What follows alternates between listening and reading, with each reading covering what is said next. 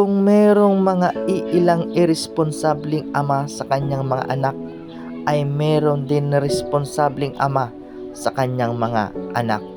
Isa na rito si Kuya Jeffrey. Inaalagaan niya ang mga ito at kasama kung saan man siya magpunta. Solo niya lahat ng gawain, ang maglaba, magluto, magpakain, mag-igib, at lahat ng mga gawain pa ay siya lahat gumagawa. At dito sa barong-barong na bahay na ito, dito sila nakatira. Butas-butas din ang dingding at bubong ng kanyang bahay. At dito sa bahaging ito, dito sila natutulog na kung saan ay butas-butas ang dingding nito. Wala din silang kuryente at tanging solar lamang ang nagpapaliwanag sa gabi. Sana may generous na tao na makita ng video na ito, dahil makikita naman sa kanyang sitwasyon na deserve niyang mabigyan ng kahit konting tulong. Dahil makikita naman natin kay Kuya Jeffrey na porsigido pa rin siya sa kanyang buhay para sa kanyang mga anak.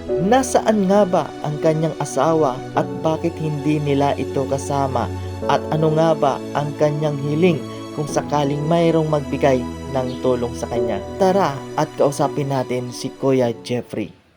Yan, Kuya Jeff, magandang araw po. Kumusta man po yung sitwasyon mo? Ikaw yung lahat ng pag-aalaga sa mga anak mo. Ikaw yung nag-iigib, naglalaba, nag-aalaga sa mga anak mo. Kumusta yung sitwasyon mo? Pagod ba? Minsan, di mo rin maano yung pagod pag lagi mong ano mo na rin yung anak mo. Tapos, sobrang busy, di mo namamalaya yung araw, yung oras sa magapon. Dahil gabi lang yung pahinga, pagtulog mga patulog. Mahirap yung sitwasyon pero kinakaya para sa mga anak mo. Kuya Jeff, ito yung yung tanong, nasaan ba yung asawa mo? Trabaho, siguro mga pangatlong linggo pa lang. Pangatlong linggo pa lang. Dahil sa hindi nga mga pagtrabaho dahil wala yung license, tapos medyo masakit pa yung kaliwang mata ko dahil medyo malabo-labo. Dati driver ka? Saan nagtatrabaho yung asawa mo? Sa Pampanga. Saan? Anong trabaho? Kantin. Sa kantin. Bali 3 linggo pa lang siya. Pangatlo.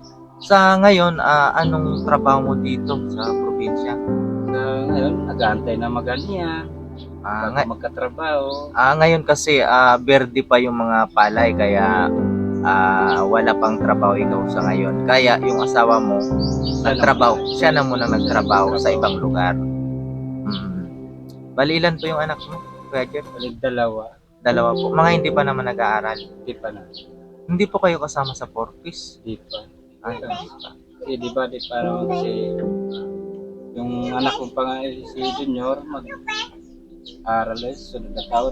Next year pa mag-aaral. So magta-3 linggo na pala yung asawa mo. Kailan po siya uuwi? Yung April 20 dahil sa pagbibinyagan nga to. Sabi. Pero kung gugustuhin mo, gusto mo nang pauwiin yung asawa mo. Kung sa akin na, gusto ko nang pauwiin mahirap din kasi yung sitwasyon na sa'yo yung lahat ng pag-aalaga. Mahirap din talaga ng bata. Lalo na pag wala kang katuwang, ay lahat, ako mo lahat ng pagod. Pero kung sa nagustuhan mo, gusto mo nang pauwiin yung asawa mo. At may kontak ka ba sa kanya? Meron din, pag tuwing linggo lang sa bakante. Tulad nito, itong darating linggo, mag-i-stretch siya ng linggo para mas na sound niya. Kano naman yung isang linggo niya doon? Araw niya doon 300 sang araw. Pati linggo nagtatrabaho siya? Itong linggo mag-overtime, magtatrabaho sa linggo para madagdagan din daw yung padala doon. Bali yung isang linggo niya 1.8. So nakapadala naman tama lang yung pangbayad sa utang sa mga bata na kinukuha sa kita.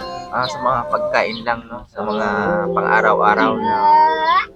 So medyo mahirap nga yung sitwasyon, no Kuya Jeff?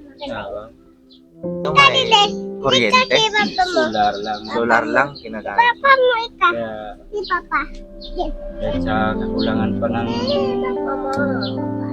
bili, taga naman sa Napansin ko, Kuya Jeff, yung mga dingding nyo, butas-butas, saka yung higaan nyo, butas-butas din. Hindi ba kayo nilalamig niyan? Medyo malamig ang sa gabi ngayon. ay na ano, malamig. So, minsan, tingnan mo rin mga bata, pag pumutar mo na lang, Hmm. medyo maambon, na ano na lang ng kumot yung para di sila maamo. Kuya Jeff, kung sakaling may makapanood nitong video natin na to, kasi naniniwala kasi ako mayroong mga taong generous na tao, anong gusto mong maitulong sa'yo? Gusto ko lang yung ayos sa bubong, pabubungan kasi kuminsan kasi ito, yung sumunog bagyo, pinagtatanggal ko yung rubber, yung mga pinakuhaan, mga butas na, kaya pag nakasulan, tulo na sa loob. Tumutulo din sa loob. Di na rin matapalan kasi bumalang. So, okay lang sa'yo kung baka mayroong magbigay sa'yo ng lipa o yero.